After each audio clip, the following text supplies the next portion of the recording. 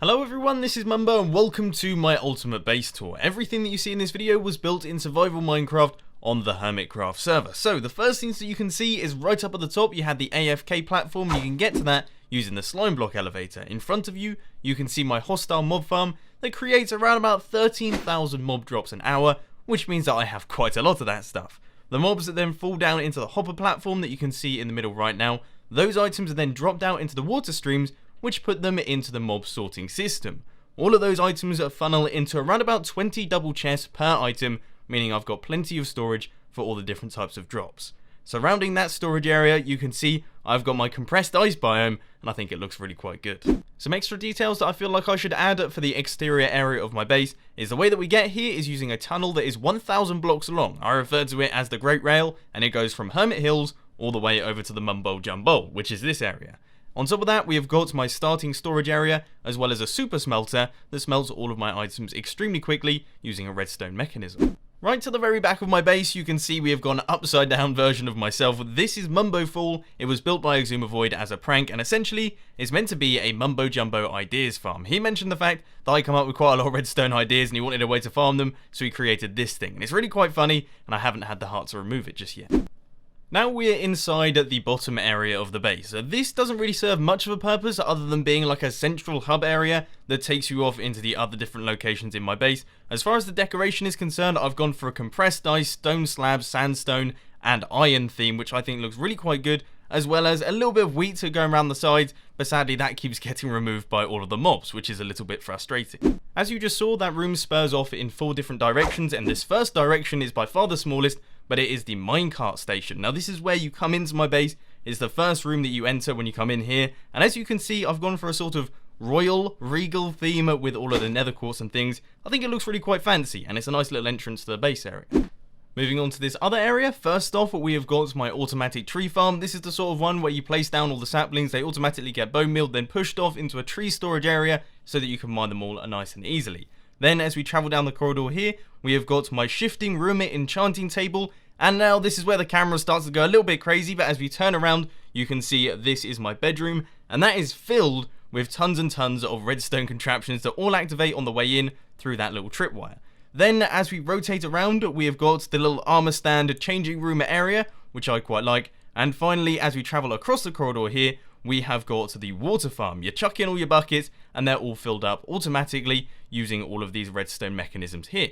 For the third branch, we have got the mining room. Now this is meant to look like some kind of crazy ice cave thing, but in the center, you can see that we have got ourselves a vortex minecart elevator. So if you just pop down here, first off, you can see that it goes straight down through a room that is surrounded by glass, which I think looks really quite good. But as we continue our way right the way down to the bottom, you can see this is my branch mine.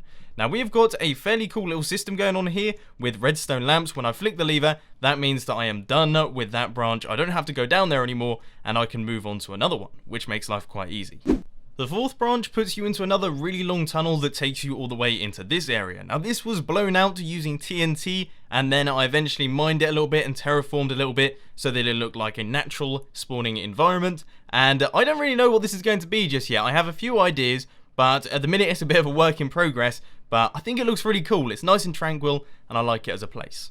Moving down beneath the crossroads now, we have got the storage silo area. This is like a mass storage system for all of the most used items. Things like cobblestone, dirt, andesite, diorite, all that good stuff goes into here, and it's a storage silo, so as they gradually fill up, the redstone lamps start turning on. Dropping down a little bit further now, first off you can see the minecart elevator that goes right the way down to the branch mine. On the left we have got ourselves a chicken farm, then next to the chicken farm we have got a new system that I'm currently in the process of building that should allow me to transfer items between all of the main areas of my base, which is very cool and very exciting, and also a little bit complicated. Then off to the right, we have got an automatic wheat, carrot and potato farm that provides me with a decent quantity of food. It's pretty good, and it's designed by Impulse SV, which means it's very fast as well. Now onto the storage system. This is an automatic item sorter. Down at the bottom you can see the Tango Tech item sorter, which uses different items in the chest to do it, and then on the left and right you can see the traditional item sorter. Now this sorts out exactly 100 types of different items down into all of these chests. I've tried my best to prioritize the most important ones. For example, on the left you can see redstone, on the right you can see the different wood types and all that sort of thing. It's still in the process of being built. You can see a few holes and a few chests left behind, but it does definitely work now. At the back, you can see the input chest, and then all of that stained glass that you can see there going up is actually an item elevator that takes all the items up into the hoppers. Dropping even further down into the base now, first off we have got my tiny nether warp farm, then off to the right you can see that I have got my auto brewers. These are for brewing potions, and I actually have a double set of those behind me as well, but you can't see those on the screen. Then as we gradually move across, you can see the gigantic cow face coming into view. This is my cow farm, and behind me, as the camera will spin round, you will see that I have got myself a pig farm as well. Now these aren't anything particularly fancy, there's no redstone going on here, these are just a traditional bunch of animals inside a pen, but they work very nicely, especially because I don't use too many cows or too many pig based things.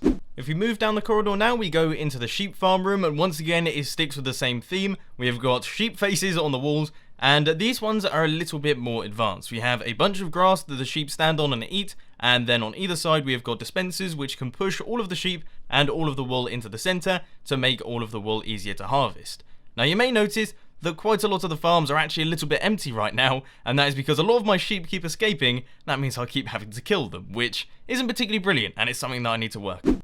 And at the end of the corridor, we have got ourselves what I like to call the industrial cocoa bean farm. Now this thing's a little bit ridiculous, and it has far too many cocoa beans than I will ever need, but it's always good to go a little bit overboard with these sorts of things. And if you just pop down beneath, you can see that I've got myself a storage system that allows me to store all of those cocoa beans in a nice orderly fashion. And the same thing goes for pretty much all the other rooms that you see here, and in fact there's a few other bits that are hidden away, for example hidden crafting benches and a bunch of other redstone bits and pieces that I haven't been able to show you, but trust me, they're all there. Now obviously, because my camera account is in spectator mode, meaning that it can't spawn in any resources and it can't do any cheaty bits and pieces, however it can no clip, which means that I can give you this perspective of my base. Because everything's underground, it's often difficult to get a good idea of scale of this place, and as you can see, it's pretty large. It's a pretty big base area, however, I do think it needs to get a little bit bigger.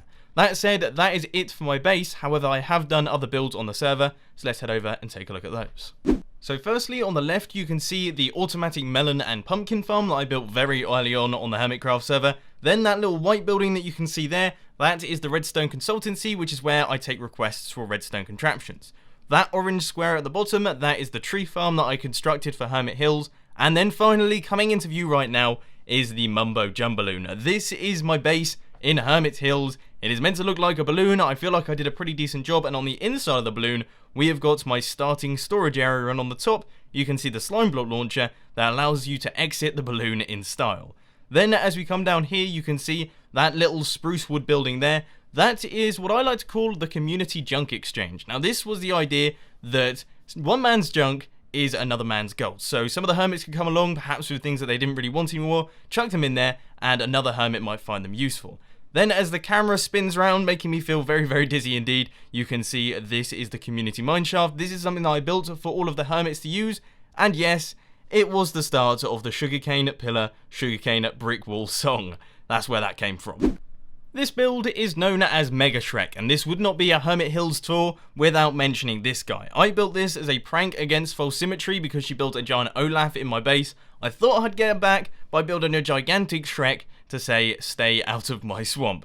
I did this around about 2 months ago now, and to be honest with you, I would have taken it down, but all of the hermits really quite like the build and they wanted to stay, so I do feel a little bit sorry for Ijevin because his base is down there, but I have to say, this thing's awesome and it was well worth the hours put in. Popping into Hermit Thrills now, we're going to be taking a look at the Rollercoaster. This is something that I've worked on very recently. It's meant to be a kiddie coaster in preparation for the gigantic rollercoaster that me and some of the other hermits want to work on, but it features some really cool things. For example, you travel up the upslope extremely slowly like a real roller coaster. Not only that, you get the mechanical clicking noise, and then as you can see over here, we have got ourselves a little camera that flashes as you go down the main slope, which I quite like.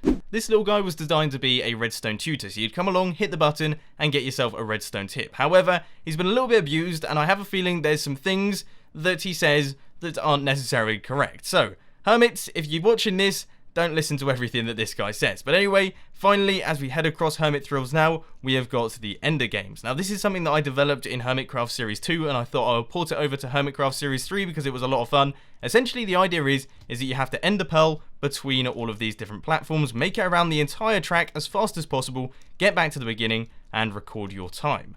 Now I do believe I have the current record here, unless I'm making that up, but it's a lot of fun, and I know that a lot of the hermits have got involved with it. Now I'm going to be finishing up this world tour using shaders simply because, look at this. This is such a fantastic view. It looks absolutely amazing, especially using the amplified terrain. But anyway, that should round up pretty much everything that I've worked on Hermitcraft so far. Of course, there's a few things that I've missed out. For example, the witch farms, I haven't included those.